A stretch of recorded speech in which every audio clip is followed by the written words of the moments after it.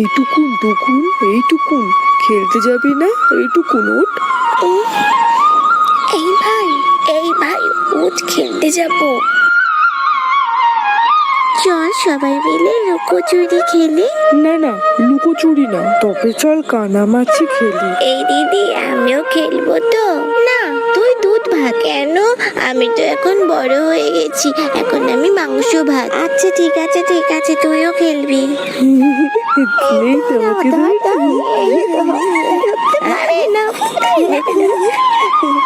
এই তোরা জানিস আমাদের দক্ষিণ পাড়া ক্লাবে ঠাকুরের গায়ে না মাটি লাগানো হচ্ছে, তোরা দেখতে যাবি?